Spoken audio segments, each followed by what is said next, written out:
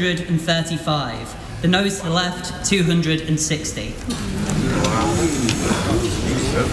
MPs backed it with a majority of 75. Ministers were forced to offer another big concession to rebel Labour MPs just an hour before the vote. Cuts to personal independence payments will not now take place until after a review. Hannah Peaker is from the New Economics Foundation, which campaigns for social justice. It was an absolutely breathtaking set of events in Parliament, very unexpected, that the Minister would intervene at the very last minute and remove Clause 5 is effectively gutting the bill. I think it's the right thing. It never made sense. There was never any clear justification for the proposals. A 28-year-old man's been charged with the murder of a pregnant woman in County Down. Sarah Montgomery, who was 27, died in her home in Donaghadee on Saturday. 3 former members of the senior leadership team at the hospital where nurse Lucy Letby murdered 7 babies have been arrested. Cheshire Police say they've been questioned on suspicion of gross negligence manslaughter and bailed. And the chief rabbi has described the BBC not cutting the feed on an anti-Israeli military Glastonbury set as a time of national shame. The band responsible say they're being targeted for speaking up, claiming they are not the story. In the city, the FTSE 100 closed up 24 points at 87.85. The pound buys $1.37 and €1.16. LBC weather: showers in the north tonight, drier elsewhere with lows ranging from 9 to 20 degrees. From Global's newsroom for LBC, I'm Matt Hewitt. This is LBC from Global, leading Britain's conversation. Cross Question with Iain Dale.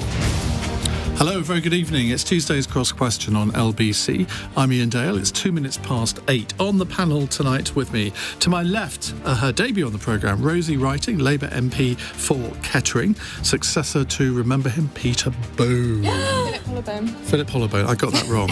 What was he then? He's near, isn't he? Ben Habib is here, leader of the newly founded party Advance UK. We'll be finding out all about that in just a few moments' time. He's also chairman of the Great British Political Action Committee. To my right, Yasmin Alibhai-Brown, author and political commentator, who my statistics tell me has appeared on this programme almost more often than anybody else in its 7 years. I don't know whether that's an accolade that you're proud of. Greg Smith is Conservative MP for Buckinghamshire. They're here to answer your questions. The number to call, as ever, 0345 6060 973. You can WhatsApp us on that number, text 84850, and of course you can watch us on Global Player. Call 0345 6060 973. Tweet at LBC. Text 84850. Cross Question with Iain Dale. This is LBC. Well, let's go to our first caller. It's Ben in Clacton. Hello, Ben. Hello, Iain, and welcome back. Thank you. A question for the panel is, was democracy served well today in Parliament with the events in Parliament with the bill? Rosie, I don't normally come to debutants first, but given what's happened, and you're a Labour MP, I think it's entirely right to speak to you first on this. How do you answer Ben's question? I think it's a good question. Before being elected, I had never been in Parliament myself, and I had never even visited. No, I hadn't visited, but I had watched it on TV, and I can imagine if I was watching today, it would be quite something to observe. But what I will say is the strength of Parliament is often the conversations that go on, sometimes behind closed doors, sometimes in the chamber. And what we did see today was a minister that listened to the concerns of some of my colleagues, and those concerns meant that there were concessions offered in the bill. So yes, why I can imagine viewing this on TV, you might wonder what's going on. Actually, I do think it does show democracy and the strength of listening. Some people will say the exact opposite and say it shows Parliament at its worst, where a lot of arm twisting went on. Concessions had to be made to the extent that the bill, effectively has been neutered. It's not going to save any money. It was supposed to save £5 billion. It's not going to save any of that. And a lot of the measures that the government were trumpeting have been exercised from the bill. What I just voted for, and what I believe is right to vote for, is support to get people into work. 1 in 8 young people not earning or learning is simply not okay, and I'm not okay with that. I'm not okay with my young people in my constituency being out of work. I think it's right that we bring forward that package, that £1 billion package, 300 million up front, so that we can see people moved into work. But you would accept that the way that the PIP payments have been handled has been a disaster? I accept that there's been a lot of conversation, some publicly, some privately, and there's been, I'm sure, back and forth between some of my colleagues who had concerns about the bill and ministers. But those ministers have listened, and they've put those concessions forward, and colleagues have voted for it. You're talking as if you had no concerns about the bill. You keep saying some of the concerns of my colleagues. Did you really not have any?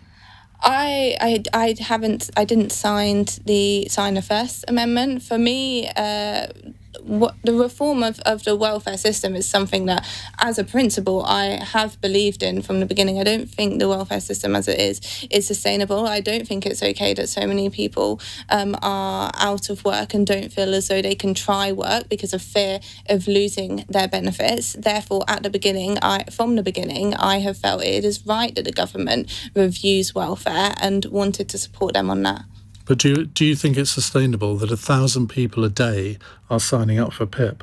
I don't think those are sustainable. But this bill is not going to address that now, is it? No, but it is bringing forward employment support, so we can see people. PIP has nothing to do with employment. Well, it does, because there's some people who have been on PIP and out of fear of losing PIP and going through a reassessment haven't felt like they could try work or try different types of work, or they haven't found an employer that has been flexible enough to hire someone who is disabled or might need more flexibility or support within work. I want to see more people in work, and I believe that the employment support, the £1 billion package, does that. Okay. Greg Smith. Look, it was extraordinary to watch the scenes in the House of Commons this afternoon, and over recent weeks. Amazingly, the number of rebels went up from the recent amendment to the final vote on second reading. But let's remember, what did the 332 Labour MPs that actually did vote for this legislation vote for? Because actually the only bit that was going to save any money, there's been a commitment on the floor of the House to strip it out, Clause 5 of the bill. And colleagues intervened on the Minister in the wind-ups and said, right, OK, you started off with a £5 billion saving, then you watered it down to £2.5 billion saving. Getting rid of Clause 5, what do you save? No answer. That usual answer, we'll set it out in due course. So what on earth does this bill do? We've said that we're going to hold a review, the Timms review, that is co-opted with disabled people, so their voices at the heart of it. And also, like I spoke about, what we voted for was a package to support people into employment. Well, let's look at the origins of this bill. It was rushed out, a panic set of welfare reforms to plug the Chancellor's own finance gap from her own decisions in the budget last year. It wasn't well thought through. It didn't have any of the sort of the deep thinking that underplayed, for example, IDS's big welfare reforms when he set up the Centre for Social Justice and did years and years of research before coming up with universal credit and his reforms from the coalition years. This was rushed through, and actually credit to the Labour MPs who have stood up and said, on what planet, accepting we need welfare reform in this country, on what planet do you start by picking on the disabled in that process? It is just an absurdity. And yet this bill now is in tatters. The government would be far better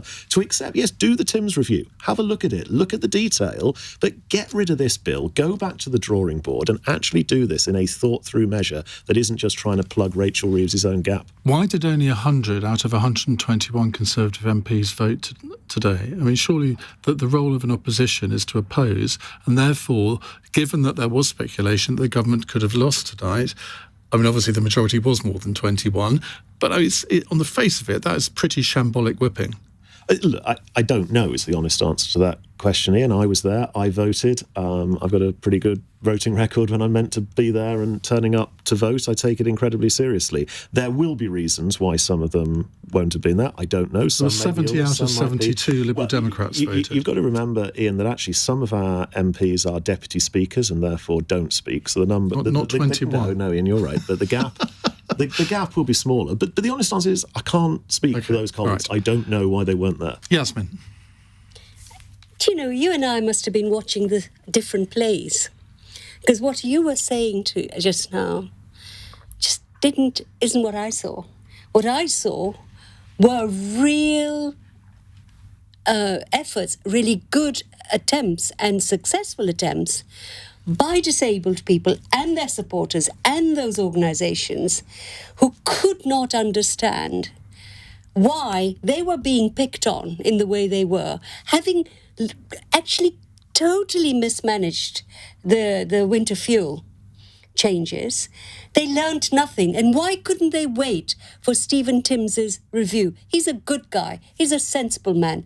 What was this rush? I just saw chaos, but where I do think democracy really did show its face was in the power of the people and those MPs who stood up for those people, not those who are parroting Keir Starmer's. I'm on the left. I have been a lifelong Labour supporter. I'm not sure I can vote for Labour again until they change a lot.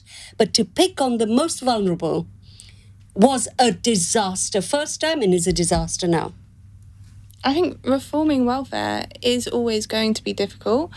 And we, with the Timms review, we have said that we will be listening to disabled people, and I think that's absolutely right. And I think it's right that review is at the heart of. Why the couldn't they wait? We said today that we're in the debate that they were removing clause 5 so that the Timms review will feed directly into the. But Yasmin, you should be pleased, shouldn't you? Because it was effectively defeated. So you've got what you want. What have I wanted? Well, you wanted this to sustain the ongoing payments to the disabled. So well, you've yes, got what you want. but why should I be pleased they've been defeated? Well, there's been no savings made. I don't care about savings. I care about the lives of people. I know. And when so we if hear, no savings were made, presumably no lives were sorry, I'm not even going to bother. When you said 1 out of 9 people, 8 people, young people, which I believe you, and I know that some people have said this, including a social worker in The Guardian the other day, but the 7 out of 8 are not in that position.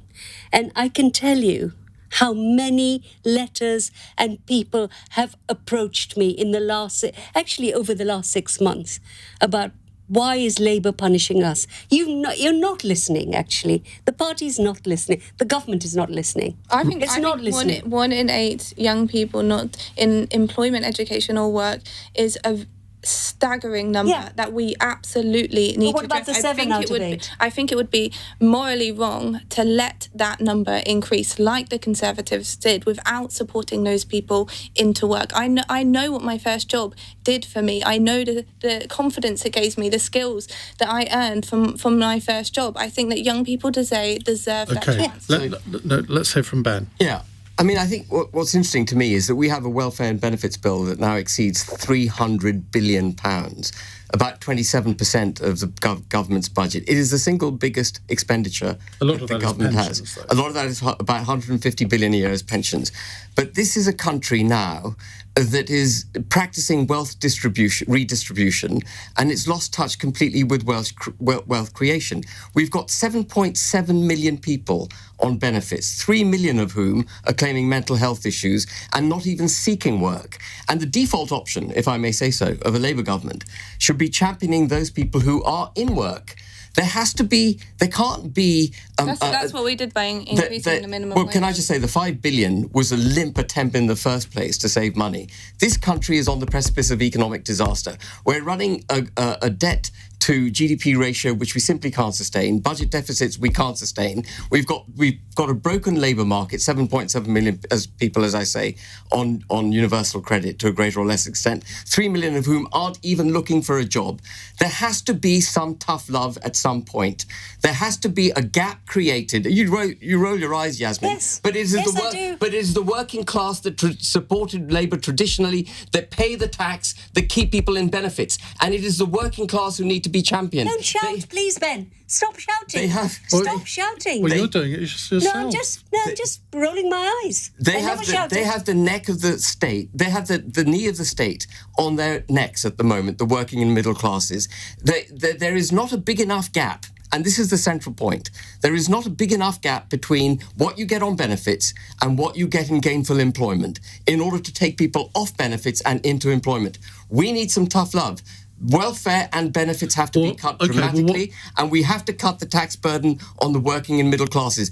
And if a Labour government can't see that it needs to cut taxes on the working and middle classes, then it has lost touch completely with its traditional constituency. So what benefits would you cut? Well, for a start, I would make it an absolute obligation that you seek work and you gain work within a year of going on benefits. After that, you do not get benefits going on. There has to be a determined effort for people to get jobs. There can't be this notion that you've got to be mollycoddled into a job. Working should be the default option. Enslavement would be a good thing, wouldn't it? No, let's get slavery not enslavement, and that's the point. You have to cut taxes on the working and middle class, so the legitimate earnings that they earn can be kept by them for the betterment of themselves and their children, and so on. They have to be given aspiration. We have to recreate aspiration in the United Kingdom. We have become a country of dependency and wealth redistribution, and the way democracy evidenced itself to me today was the failure of the Labour Party to stand up for its traditional constituency, the working class in this country. That's how democracy was failed today. Right, we'll move on to something else in just a few minutes with our panel. It's 16 minutes past 8. This is LBC.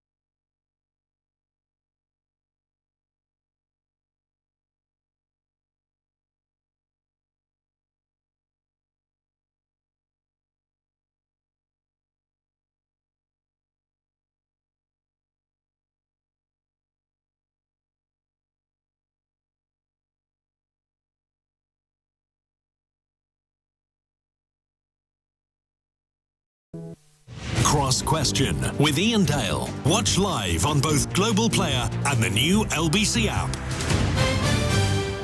Well, if you've just tuned in, it's a bit of a sparky panel tonight. Well, at least between two of the members of the panel, Ben Habib and Yasmin Alibhai-Brown. It's pure love. Oh, no. Not even in jest. Not even in jest. In that case, it's unrequited love. No. You're like a mad American You must be used preacher. to that, Ben. I can't be loving you at all. Rosie Wrighting is here, wondering what she's got herself into, I think. She is Labour MP for Kettering. And Greg Smith is used to it. He's Conservative MP for Buckinghamshire. Right, let's see what Robbie in Chelmsford has to ask. Hello, Robbie. Good evening, Mr. Dale. It's reassuring to see the esteemed gentleman back in his rightful place. Exactly. And I love Yasmin. My question is punchy for your punchy panel, and it's short. Is two-party politics dead? Good question. See, Yasmin, you've got two men who say they love you tonight. What more could you ask for? You don't get this on Question Time, do you? Greg Smith. One of whom got a kiss, if I may say so. Is two-party politics dead? Well, if you look at the polls at the moment, you'd have to say politics has moved on in this country. However, I think there are several factors that still sit underneath where some of those polling numbers are. There's no sugarcoating the horrendous result my party got this time last year in the general election, and there's no instant gratification in politics. It takes a long time to rebuild, to admit to the mistakes, to come up with a fresh policy platform and define conservatism all over again for 2029 and beyond when that election comes, and we saw in the local elections where votes went all over the place. Actually, we weathered the storm in Buckinghamshire slightly better than most, and we were one short of a majority on that council and still run it, and Reform failed to make any real headway there. But I think fundamentally, when it comes down to the next election, there will be a choice to make. Do you want to keep Labour in power, or do you want an alternative? And by that point, I'm hoping that my party will have been able to have had that long period of reflection, come up with a compelling offer to the British people all over again, based on core Conservative principles of a small state, low tax, free market economics, that the British people will get excited about again. But we do live in times where the polls show that people are splitting their votes all over the place. In England, we're essentially now in five-party politics. Now, Ben Habib, you want to make it six-party politics. We're heading towards a sort of Israeli state of democracy, aren't we, with all these different parties? I mean, who knows what might happen after the next election in terms of coalition building, possibly. Why, first of all, answer the question, is two-party politics dead? Clearly, you're going to say yes, I imagine. But why have you felt the need to form a new party? Should I take the first question first? Yeah. So, I mean, I think two-party politics has been ailing for a long time, and I think it comes out of the fact that the Conservative Party, which had 2.8 million members in the 1950s or some figure close to that, and the Labour Party had a similar very large membership, has seen a deterioration in the numbers that are members, and I think the Conservative Party may even have less than 130,000 members now. And in the depletion of their membership, I think both parties have really lost touch with their grassroots. And I just had this debate with Yasmin and with the Labour Party, which should be representing workers in this country. It's lost touch with that. And the Conservative Party has lost touch with conservatism. It's no longer got that conservative DNA in it. And that does, therefore, open up the opportunity for other parties. And Reform did actually very well in the last election, over 4 million votes. I think Conservatives got 6.7 million. Reform only got 5 seats, but the Conservatives got 120 because of first past the post. But I think the propensity, the cultural inclination to vote either Labour or Conservative Party is gone. And I think with that comes actually a much greater responsibility in politics, because you can't assume that one or the other of them will sort the country out. And that's why I've launched my party, because I think that the Conservative Party's got a long way to go to rediscover its DNA. I wish it would, because then I can go back to running my business and vacate the political sphere. But I think Reform, sadly, even though I helped put Reform on the map, sadly... You were its deputy leader? I was its deputy leader, and when I was deputy leader, we took it from 6% in the polls to 16% just before the general election. Reform, sadly, has become a vehicle for political expediency and the pursuit of power at the expense of principle. And what this country desperately needs is principled politics. We need Reform to have a political philosophy which is clear for the public to see and to which its leadership will adhere. And what I've seen with Nigel Farage is Reform is Farage, we keep hearing that, is that it pivots all over the place. And so the party that I've launched actually has what I believe to be a coherent mission statement, a political philosophy at its heart, and will bring what I hope will be the great and good of our side of the debate together, the fearless speakers, the people who are prepared to make the arguments and make them well, for the policies that are required to deliver that mission statement. Why hasn't Rupert Lowe joined your party? Because you would have thought, as he's been kicked out of Reform by Nigel Farage, you might have thought he might have teamed up with you, but I think he's forming his own party now. No, he's not. He's set up a movement. So Rupert and I had extensive discussions over the party, and I had hoped that he would frankly lead the party. That's what I had hoped, that Rupert would lead it. He's in Parliament. But in the end, I think he feels chastened by party politics and he doesn't see a room for a new party. In my mind, I think there's very little point in being in politics unless you can make an electoral impact. And So I'm for a political party. And right now it's not the Conservatives, and it's certainly not for reform. Has Yasmin's membership card been sent yet? Yasmin would be most welcome to join. All that's required to join is being a British citizen on the electoral roll and not a member of another party. So you might have to resign from the Labour Party. Ben, I'm not in the Labour Party. I never have been. Okay, I thought you said you're a lifelong Labour supporter. I voted for Labour, but I will not, because of our policies in Gaza and what Labour has done to the least able in our country. Okay, But over my dead body is my answer to. I wish you would come to my... I'll give you free membership, Yasmin. How's that? No. But can I just say one... Well, can I just finish off with Ben, and then I'll come to you. I mean, at the moment, it seems to me a bit of a party of one. I mean, have you got other supporters? Oh, yeah, we have. So we've got something that's unique, I think, in party politics. A college, which we've created, which sits between the membership and the executive. Effectively a completely non-executive board of people. And that is going to be the heart, soul, conscience and political, intellectual heft of the party, which will be unsullied by monetary motives and other, mechanisms by which politicians are induced into doing things that they shouldn't do. But aren't there too many parties on the right now? And if that trend continues, the right will never get back into power. So this is, if you don't mind me saying so, Iain, very lazy terminology. There's no such thing as the right wing. It's convenient to label those of us who are proud of our country, want borders, want deregulation, want the seat of power to be parliament. It's convenient to label us as right wing. But actually what we are is we're patriotic. We believe in the nation state of the United Kingdom.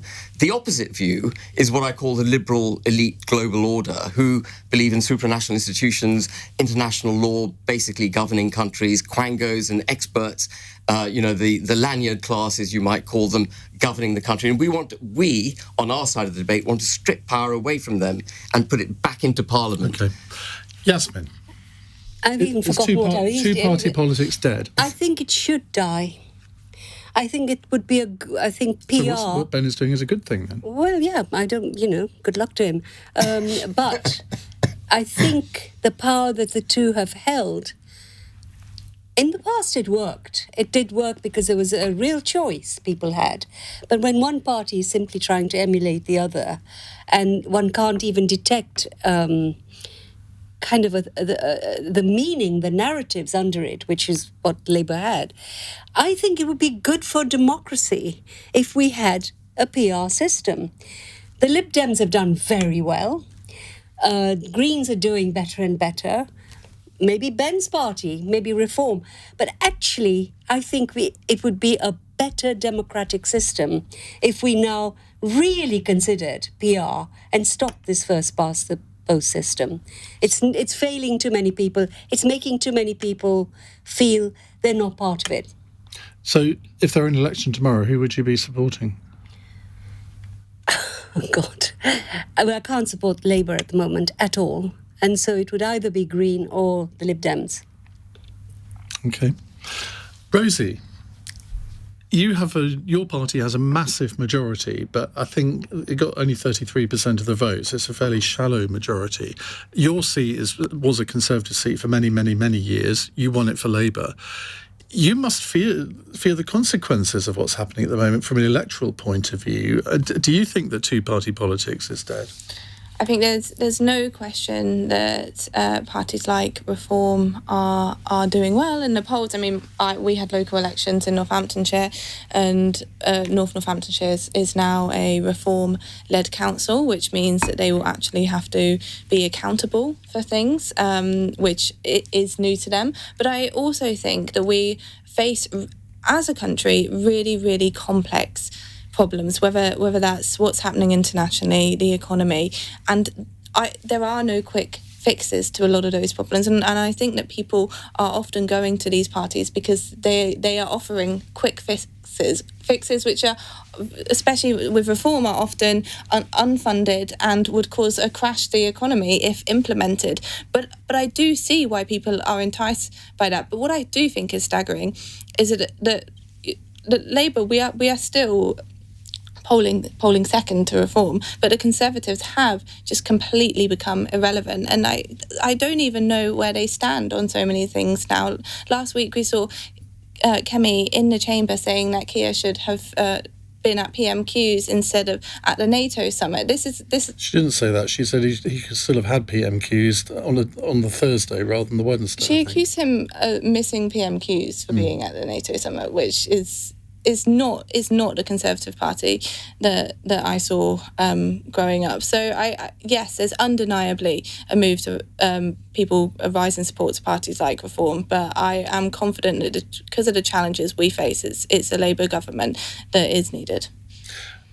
But in the end, you can understand, can't you? I mean, both of you, Greg and Rosie, if people feel let down by your two parties, inevitably they're going to drift off to probably Reform, but there are other parties available. Ben's just displayed that. And don't forget the Lib Dems and Greens. No, I don't forget the Lib Dems and Greens. But I'll be talking to Greg afterwards. But I think the Lib Dems are seen as part of the sort of Westminster grouping. Whereas I think people who feel disappointed with Labour and the Conservatives, they may not agree with Nigel Farage on everything, but they can say, well, at least he says what he thinks, and give them a chance, because they think, well, the other parties have had a chance, so why not try Reform? I think also people want to see change, to see their lives change and their neighbourhoods change quickly. I represent an area that does have high deprivation next to quite rural, affluent areas, and I do understand that when people look outside their house and they don't feel like they have money at the end of the month, or they're unable to get a doctor's appointment, that they want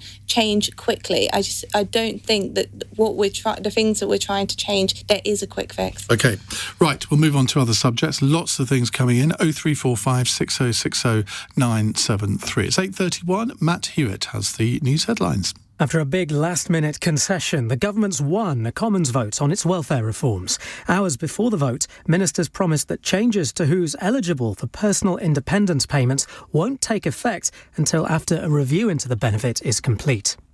3 bosses at the hospital where Lucy Letby killed 7 babies have been arrested on suspicion of gross negligence manslaughter. They've since been bailed by the police.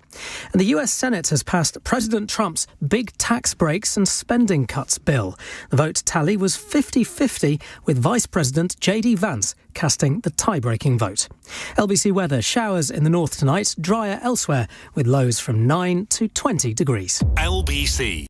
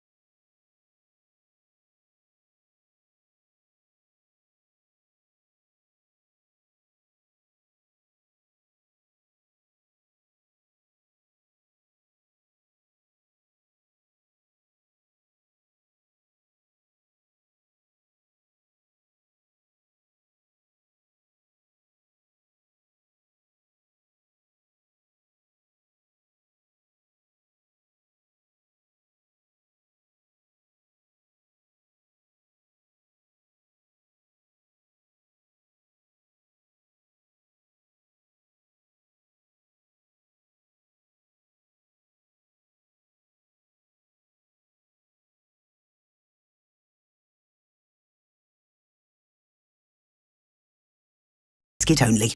Cross Question with Iain Dale on LBC. Call 0345 6060 973. 8:33. Jack in Sheffield says, why have you not got a Reform UK person on the panel tonight? Well, we don't pick our panels depending on party. We usually have 2 people from the left and 2 people from the right. Sometimes there won't be a Labour MP on the programme. There might be a Green or a Lib Dem, and just as there might not be a Conservative MP, sometimes there might be Reform or somebody else from the right. So, but we do have Reform's new MP, Sarah Pochin. Is that how you pronounce it? I think it is.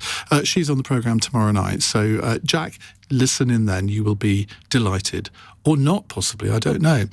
We have Rosie Wrighting, Labour MP for Kettering, on the programme. Ben Habib, leader of the newly formed party Advance UK. Greg Smith, Conservative MP for Buckinghamshire, and the author and political commentator Yasmin Alibhai-Brown. Martin is in Whitstable, and he's texted this question. 20,000 people have illegally crossed the Channel this year already. Will this be the deciding factor when the country votes again in 4 years' time? Now, the Home Office has revealed that some 19,982 people have crossed the Channel on 343 small boats by the end of yesterday, halfway through the year, with hundreds more people having made the crossing today too. This is the largest number of people to have illegally crossed the Channel in the first 6 months of any year in which this figure has been recorded, and it's 40% up on last year, apparently. Ben Habib, let's come to you first on this. I mean, you've always been quite radical in some of your proposed solutions to this. Migration, both illegal and legal migration, is the salient issue of the day. That is going to determine, how you address those two issues is going to determine who wins the next election, because they have implications for our constitution, for our culture, and huge implications, obviously, for our security and our economy. And getting the answers right and having holistic, joined up, coherent policies which address both illegal migration and mass migration on a legal basis is going to be the determinant, as I say, at the next election. As far as illegal migration is concerned, this is perhaps the best optical evidence of a failing nation state, a state that simply can't enforce its borders. It wishes to go abroad and have interventions in foreign countries and make the case for intervening in Ukraine and fighting Putin and so on and challenging Iran and etc., but incapable of enforcing its own borders. The basic principle of security for the United Kingdom has been set aside, and as I say, it's the most optically sort of alarming vision of a failing state. We have to stop illegal migration into this country. It has to be stopped for the sake of those trying to come here, but most of all for civil society in the United Kingdom. And the only way to do it, and people find this unpalatable, but the only way to do it is to enforce our borders. Borders are not a theoretical line that define the United Kingdom. They are an absolute must from a constitutional perspective. And the only way ultimately you can enforce your borders is physically. So we must do what the Belgians did, which is develop a capable body of people with all the right equipment, with the right boats, drones, intervening devices and so on, to stop the boats in the Channel and make sure they go back to France. There is no antidote to physical border enforcement. It is the only thing that will work. Yasmin. Oh, maybe we should shoot them. Maybe we can have a new hunting sport, Ben. You have a background, a migration. Let me remind the people listening. Yeah. You're as brown as I am. Though I know quite as brown as me. Yours is artificial. Well, so never forget who you are. Secondly, you've had your day. I'm speaking now. What's now. my ethnicity got to do with protecting the civil society? Because that is your heritage. And if there had been so people... you're saying I should let foreigners into this country because I'm... Stop. No, but it's a fundamentally flawed principle on which you're arguing. You can come back when she's made a point. Can you be polite? I was being polite. No, you're not. No, be polite and let me speak. We never hear, it's so convenient, right, to blame those people on boats whom we never see, we never hear. They're not on these programmes. Their stories are never told. And one thing I do agree with Ben, sort of, will you stop behaving like a hooligan and let me speak? They're coming from France. We could try and understand how our overseas interventions have resulted in some of this. A lot, I think somebody told me, a migrant group told me, 68% of the boats are coming from Libya, set off from Libya. Who destroyed the state of Libya, tell me, and made it into a complete basket case? Who did it? Gaddafi. No. Under him, like him or not, the state functioned. He did not have boats coming into Europe from there. So we go in, like we did with Afghanistan, like we go into Iraq. There's not a single British soldier in Libya. No, the intervention, when they got rid of Gaddafi, nobody planned anything. Cameron was in charge then. They did nothing. And the Libyans what you then do is you leave Britain these not failed to states. intervene Afghanistan is another one. Turned away. So don't do those interventions if you don't want consequences. And secondly, at least listen to some of the people on the boat. Not all of them are illegal criminals who are coming here to destroy our borders. I've talked to when Syria was in a bad way, I talked to 3 Syrian mothers who had tiny babies, and I said to them, why did you do this? You know, you knew you could die, the babies would die. And they said, we have no choice. So at least some of them... They did have a choice. They could have stayed in France. Well, they had family here. That's the thing.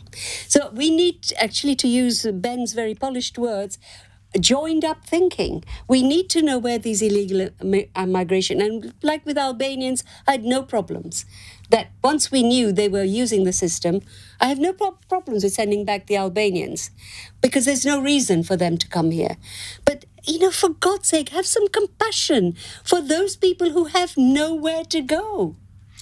But what about the people who do go through the system and come here legally? The fact that this year it's going to be somewhere probably between 40 and 50,000 people coming over the channel on these boats, and the more that are successful in coming here, the more that are successful in getting asylum, that's going to encourage even more to come. I think the bigger problem, the bigger number is the legal migration, which under Rishi Sunak really did.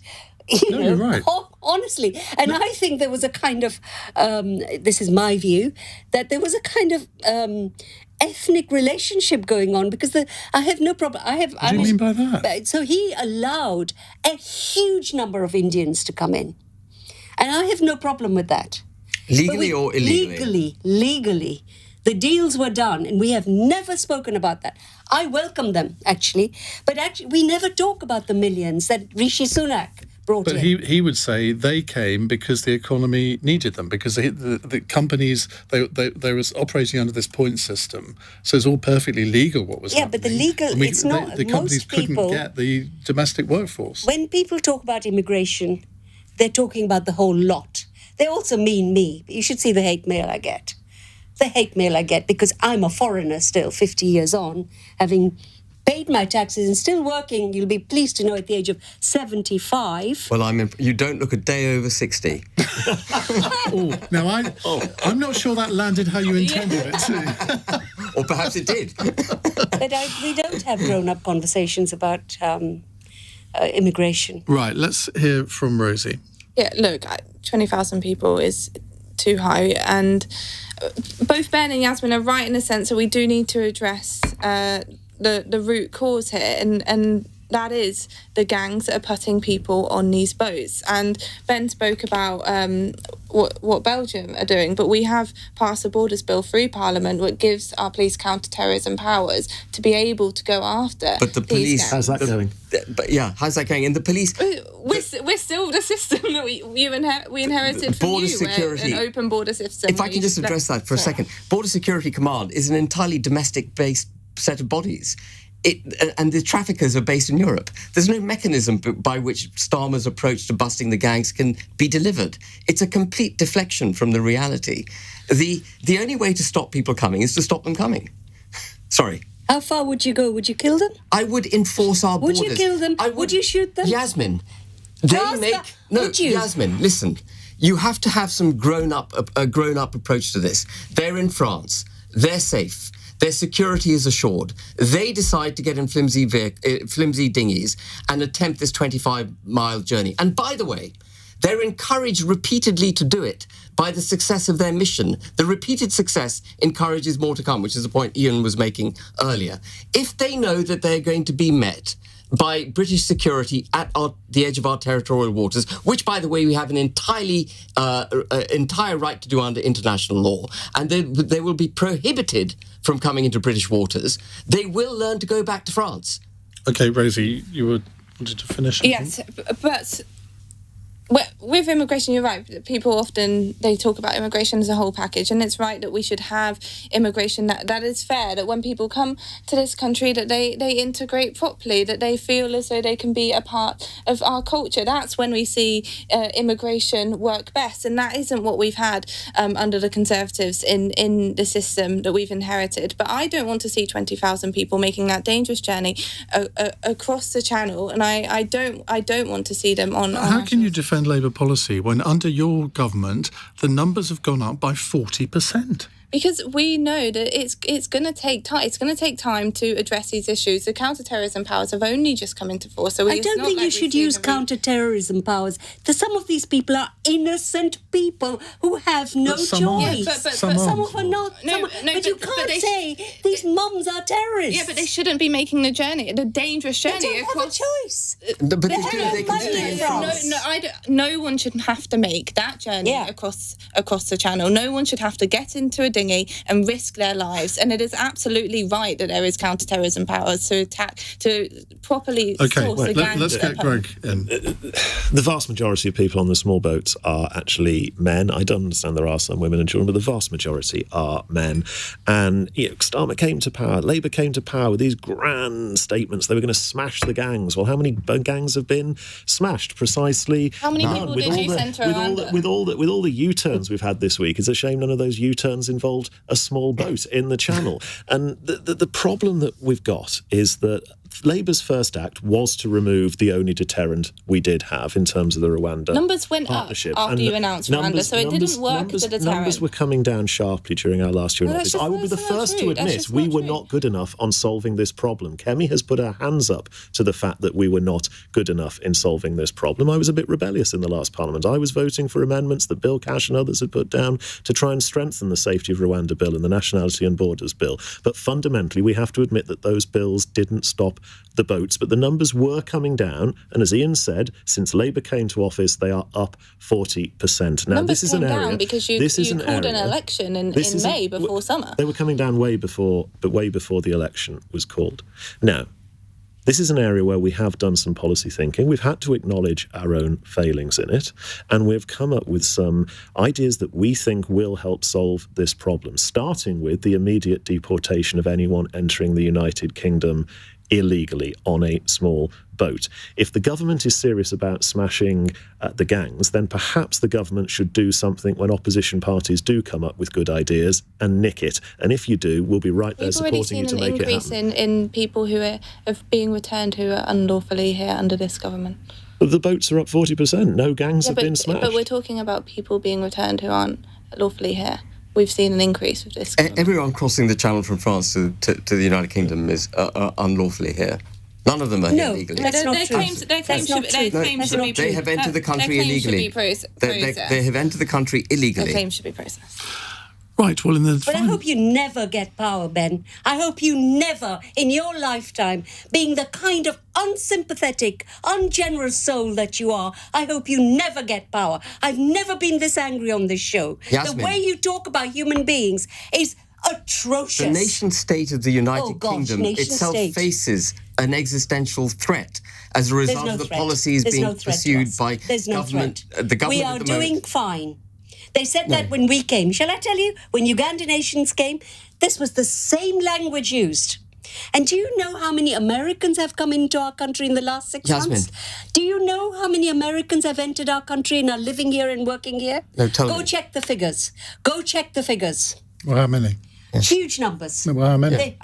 But you're asking him how many. No, you've got to tell me how many. No, I'm just saying there's a vast influx like there was. I wrote a book a few years ago called Who Do We Think We Are? And in that year, and I can't remember, it was about 9 years ago, there were more American migrants in this country than there were Jamaicans. Nobody spoke about them. Why is ethnicity... They come from a country where they don't need to leave. But why does ethnicity loom so large in your mind, Yasmin? Sorry? Under Trump, you say they don't... Now they're fleeing Trump. Yes, they're fleeing Trump. OK, well, I'm sure we're going to have a much calmer final 12 minutes of the programme because we've got a question on the Palestine Action Group. It's 8:48. This is LBC.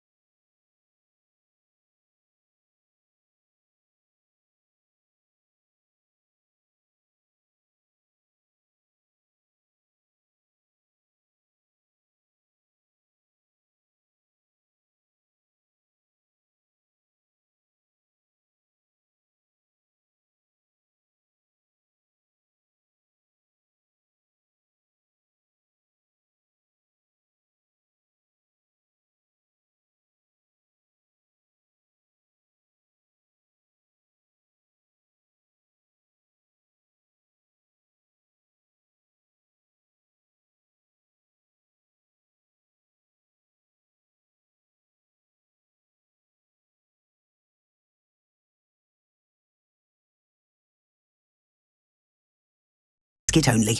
Cross Question with Iain Dale on LBC. Text 84850. Rosie Wrighting, Ben Habib, Greg Smith and Yasmin Alibhai-Brown with us answering your questions. Now, I tread carefully with this one from Jenna in Camden. Should Yvette Cooper stop with her over-the-top plans to make Palestine Action into a terror group? Now, several United Nations special rapporteurs, along with hundreds of UK-based lawyers, have warned the Home Secretary that prescribing Palestine Action would set a dangerous precedent because it would see protests, which are not intended to hurt anyone, being put on the same level of criminality as acts of terror. I could flippantly say, well, if they stopped actually invading RAF bases and damaging planes, then none of this would be happening. But that would be impertinent for me as a presenter, wouldn't it, Yasmin? Well, if we weren't harming Israel, it wouldn't be happening. Sorry. There's no equivalence. And I totally think this, all the time we're told we're living in a free country and we're not. And it's really interesting. Juliet Stevenson, the actress, wrote a fabulous column today on a very thoughtful column on what are we doing here? Punishing a group which is a protest group, doing what millions of us in this country back, which is saying enough is enough. No, they're invading RAF bases. Oh, no, they just put paint on it. Come on. You wouldn't do that. Well, in my younger days, I would have done it. And today, if I was younger... When you were 60? No, when I was 60. No, I don't. I think this is so wrong. And increasingly, the state is encroaching on legitimate protest. Actually, painting something is not breaking into a crime. An RAF base is not illegitimate. And it's not, to say that it is terrorism. It's not terrorism. But it's not terrorism, is it? It's not terrorism. Come on. Even you can't say it's terrorism. Don't smile that lovely smile of yours with your dimples. Luckily, it's not my job. Greg? Look, I think actually this is one where Yvette Cooper has got it right. You cannot attack an RAF base and call that some sort of legitimate protest. That is not protest. That is criminality at the worst. I think it probably, if a group from another country had come and done that, we would categorically be calling it terrorism. So just because this is a group from within our own shores doesn't give them an excuse to get on and do it. Where the government is not going far enough is that, yes, they've quickly prescribed Palestine Action, but let's look at where all paths lead back to, where a lot of the terrorism in the Middle East is actually funded from Iran. And despite calls from many Labour MPs, as well as myself and other Conservatives over the years, to prescribe the IRGC, the actual root cause of most of the problems, they still won't do it. It's just bizarre. And what about Israel today, which is a terrorist state? It is absolutely not a terrorist state. It is a state that is democratically elected government. And so is Hamas. Hamas was democratically elected. Why one rule for one and one for the other? Because Israel has many elections. Hamas were elected in 2005. This Israeli government, which is a terrorist state, and I've said it aloud, let them do what they want. But this Israeli government could be voted out of power. Hamas have never been voted out of power because they refused to hold elections. But you can't just say, Trump was voted in. Look what Trump is doing to the world. Well, he was. He was democratically elected. There's no getting away from it. So was Hitler. I mean, democracy does some bad stuff. See, when you invoke Hitler, you lose the argument. No, you don't. Hitler did Hamas some bad was elected. stuff too. Trump was elected. Look what Trump is doing. Why won't you address the point that Hamas were elected in 2005 and over the last 20 years have singly failed to hold another election? You seem to give them a free pass for that. Why? No, I don't. I can't bear Hamas. I've written endlessly about why I can't. But of course, Netanyahu created Hamas. Read the Israeli newspaper. He did. He didn't. Haaretz and the Israeli Times have said so. He created Hamas because he wanted to divide the PLO and he didn't create Hamas. You might say he promulgated it, but he didn't create it. He helped Qatar and him created and helped it because they wanted to break the solidarity of the PLO and create a religious movement. Let's bring in Rosie and Ben. Wipe out Israel. Israel's wiping out Gaza. Rosie. What do you have to say about that? Nothing. Hang on. The question is not about Israel and Gaza. Rosie. Yeah, back to the question. I think Yvette is right on here. It's not right that you are able to break into an RAF base and not be prescribed, not see repercussions. But also what I would say is Palestinian Action is separate to other campaign groups campaigning around the Middle East. And I think that this conversation has taken away from the voice that a lot of the Palestinian campaign groups have, the issues that they have been talking about, which is about the intolerable images we see coming out of Gaza and the West Bank as well. But it is right that Palestine Action is prescribed, because what they did is not okay and not what we stand for as a country. As a new Labour MP, is there anything the Labour government have done that you disagree with? It's a really unfair question. I know. Well, no, but I think it's a fair question. It came out of nowhere. No, but you obviously here as a Labour MP representing the Labour Party, but sometimes I think a lot of newish Labour MPs come on programmes like this and sort of go down the party line. I do often wonder, is there anything things that I've pushed for in government, like I have a new hospital programme, I've consistently raised the need for my hospital to go up the new hospital programme wave list. Secondly, so I worked in fashion buying before. I've spoken a lot about the rise of cheap imports coming from China, the need for the China audit to be strong when we're talking about trade policy and to work with DBT. Like, there's lots of things that I push for, and I use my personal experience and knowledge areas to push for in government. And I'm on the Business and Trade Committee. We scrutinise government policy every day. I have to recognise that if Ben Habib tells me that was an unfair question, I have to recognise it probably was. I was going to go on and say... It's more that it came out of nowhere. Ben? Well, how long have you got on what your government's done wrong? No, not on that. On the Palestine Well, action. I think everyone can guess what my answer is. I think those people... It's remarkable to me that they weren't apprehended. And if they had sought to resist being apprehended, I think I would have dealt with them, extremely seriously. You can't excuse what they did as just simply painting aeroplanes. Goodness knows what else they might have done. We saw they've done £30 million worth of damage. Yeah, and we saw absolutely, and we saw a few weeks ago how Ukraine so adeptly weaponized drones, mini drones, which lay in waiting for jets to take off or to be struck, and they took out 30% of that bomber fleet of the Russians. Who knows what they might have done having got access to the RAF base? No, they should be absolutely dealt with extremely seriously. And I think we've lost control in this country of the proscription of groups like that. There are more groups, British-based groups, that are proscribed in the UAE than there are in the United Kingdom. It is an absurdity. We have lost control in this country. When the UAE recognises organisations in the UK as unpalatable and we don't, we know something has gone wrong. Right, let's finish off with a light question from Leanne in Bicester. A new exhibition will see some of the biggest moments in the history of the world, from early human beings doing cave paintings to the moon landings, depicted in a new way, using Lego. Which famous event would you like to make out of Lego?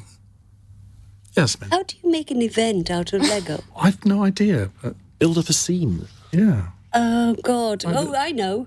The suffragettes chaining themselves to the You'd gates. be right there with them, wouldn't you? Yeah, that's it. That's the one. OK, Greg? Look, I mean, my kids love Lego, so I spend most of my life stepping on the wretched stuff. But I think actually a great scene you could build out of Lego would be the crumbling of the Berlin Wall. I think you could make a really great scene. Yeah. You'd have Boris Johnson driving a digger through it. Well, you could. It would be historically inaccurate, but you could. Rosie? I'm thinking about my life and events that have been pretty influential culturally, and I think the 2012 Olympics in my childhood was a big moment where I saw everyone come together, and I think that would be one to put in Lego. Ben? I can't help but I can't shift the image that I've got, and I think it's because I feel it quite strongly. I would have the Battle of Trafalgar in Lego. Well, that would be quite an undertaking, wouldn't it? Yeah, it would. And what a scene that would be. And it would annoy the French. What's not to like? And probably annoy Yasmin as well. Would it? No, Why would it? no. No, we're not going there. We've got a moment of agreement. You really have got it under your skin, Ben Habib. Well, thank you to our panel. It's been a sparky one tonight, if you've been with us all through. And if you haven't been with us all through it and want to revisit the sparks, you can do so on the Global Player or indeed the LBC YouTube channel. Coming up, by the way, thank you all for coming on the programme tonight. Coming up tomorrow on Cross Question, we have the Reform UK MP Sarah Pochin, Labour's Catherine Atkinson, former Conservative MP and Minister Steve Baker, and the National Chair of the Labour Muslim Network, Ali Milani. So we'll do it all over again tomorrow. Coming up in the next hour, I feel as if I need to go for a bit of a lie down, but I am going to stay to host the next hour, and we're going to be talking about language teaching in schools, because the figures show that German in particular has almost disappeared from many of our schools in terms of people being able to learn a foreign language. If I hadn't been able to learn German in my secondary school, I wouldn't be here right now, because it led to me doing all sorts of things which have led me here many, many years later. So I really regret the decline of language teaching in schools. What can be done to reverse it? And if you're in an area which is considered poorer than others, in some schools you can't learn any languages. That is a disgrace, isn't it? On your radio, on the LBC app, and Play LBC. leading Britain's conversation. This is LBC. From Global's newsroom at 9 o'clock, the government's welfare plans have passed their first test in the House of Commons, but at the expense of 49 Labour MPs